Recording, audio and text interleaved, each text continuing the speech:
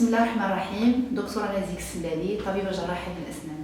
Alors le coronavirus ou le Covid-19 est une maladie infectieuse qui n'a jamais été identifiée chez l'être humain. Alors ces symptômes, la fièvre, la toux sèche, l'écoulement nasal, les maux de gorge. Cette maladie peut être très sévère et grave. L'atteinte peut être plus sévère chez certaines personnes et peut carrément provoquer des pneumonies sévères chez quelques individus. Alors cette maladie peut être sévère et peut être mortelle chez des gens qui présentent des maladies sévères, des personnes âgées, donc toujours c'est des personnes qui n'ont pas assez d'immunité. Par exemple les asthmatiques, les malades cardiaques, les diabétiques, etc.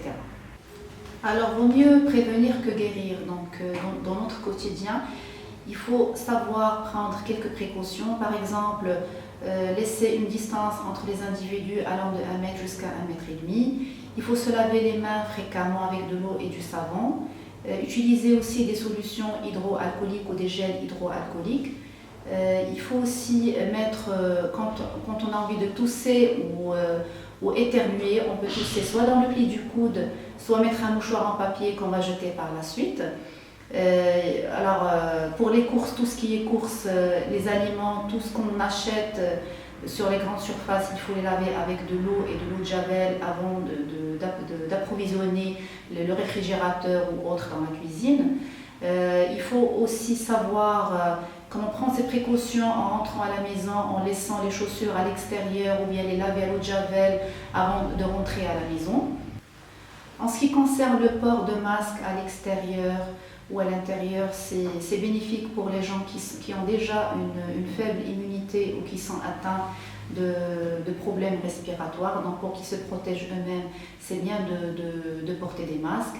Pour les gants, c'est restreint parce que pour porter des gants, il faut savoir comment les porter, comment les utiliser, comment les désinfecter, parce que le virus, il vit sur les gants plus qu'il vit sur nos mains. Donc sur les mains, il reste jusqu'à 10 minutes, donc il faut se contenter juste d'avant lavage avec de l'eau et du savon, aussi les gels hydroalcooliques. Donc en moindre symptôme alarmant, il faut rejoindre ou aller à l'hôpital le plus proche de chez soi pour s'assurer de son état de santé. Bien sûr, comme ça on peut se protéger et protéger l'environnement. Cette semaine, là où on se trouve, c'est une semaine qui est très décisive en matière de propagation de l'épidémie. Donc soit qu'on va rester stable en matière de statistiques, soit qu'on va évoluer, chose qui est très grave. Donc vaut mieux rester chez soi et garder ses enfants à l'abri, c'est-à-dire sortir juste en cas de nécessité absolue.